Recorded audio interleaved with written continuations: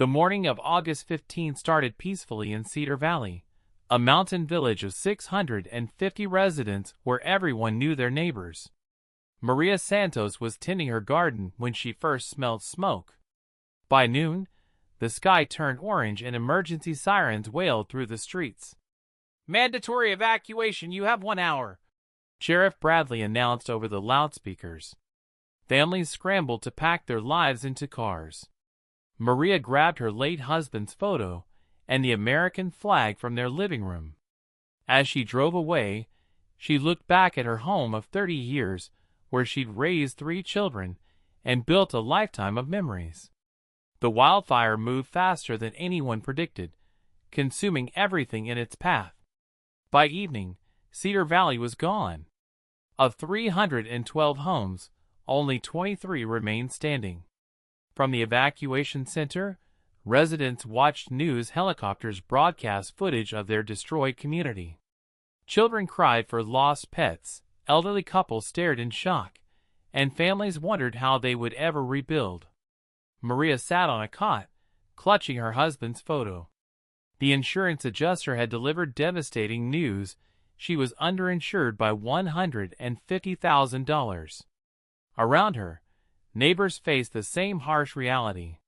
The government aid would help, but it would take months to process and wouldn't be enough to fully rebuild.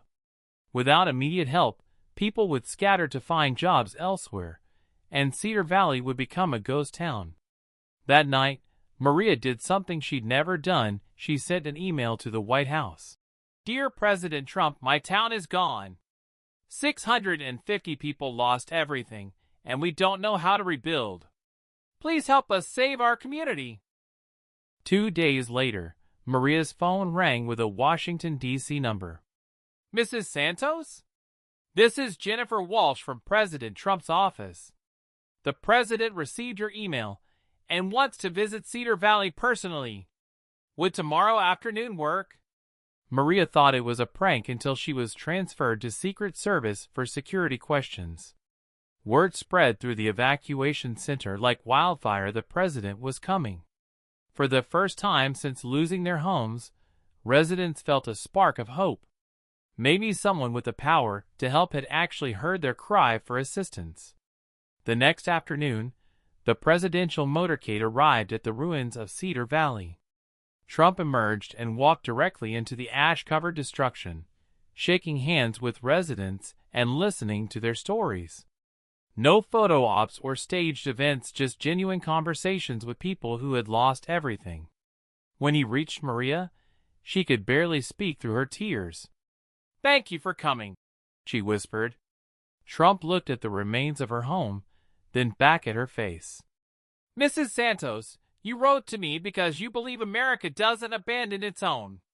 You're right. We don't." Standing in what used to be the town square, Trump addressed the crowd of displaced residents. "I've seen disasters before, but I've never seen a community with more courage than yours. You're not just going to rebuild, you're going to build back stronger than ever. And you're not doing it alone." Trump announced immediate federal emergency funding, not the usual months-long process, but funds available within days. He committed to fast-tracking all permits and promised FEMA trailers for every family within 72 hours. But then he did something unprecedented. He pulled out his phone and started making calls right there in the ruins. "This is President Trump. I'm in Cedar Valley, California, and I need your help," he said to construction company executives. Within minutes, he secured commitments from major builders to provide materials at cost and crews to work around the clock. A national hardware chain pledged to donate tools and supplies. Local carpenter Bill Johnson, who had lost his workshop and tools, found himself face to face with Trump. "I heard you're skilled with your hands," Trump said. "How would you like to oversee rebuilding this entire town? Full contractor rates, and we'll get you the best equipment available." Bill's wife burst into tears of relief. For Maria, Trump had a special role. "You saved this town with your email. I'm making you our community coordinator. You'll work directly with my office to ensure every promise gets kept. He handed her a direct phone number. If bureaucrats try to slow things down, you call me. As Trump prepared to leave, he made one final commitment. 6 months from today, I'll return for your town celebration. When I do, Cedar Valley will be more beautiful than it ever was. For the first time since the fire, residents watched someone leave with hope instead of despair. 6 months later, Maria stood in her new kitchen, looking out at her rebuilt rose garden. The young plants showed promising growth. Like the community itself, they would bloom again with time. Cedar Valley gleamed in the morning sun, transformed from ash into a model of resilience. Every home was rebuilt with fire-resistant materials and solar panels. Streets were wider for better evacuation routes. The new community center stood where the old general store had been, equipped for both celebrations and emergency shelter. Most remarkably, the town's population had grown as young families chose Cedar Valley as their home, inspired by the story of community strength.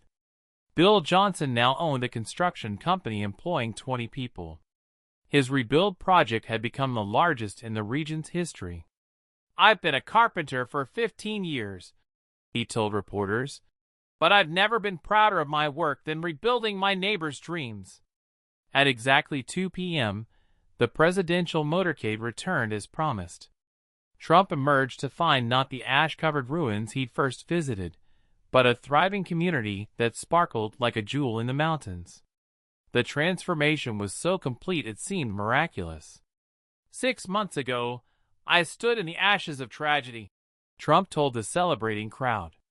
Today, I stand in the light of American triumph. Behind him, the new Cedar Valley stretched out as proof of what could be accomplished when leadership met determination. As Maria showed Trump through the town, he stopped at her rose garden. These will be beautiful when they bloom, he said.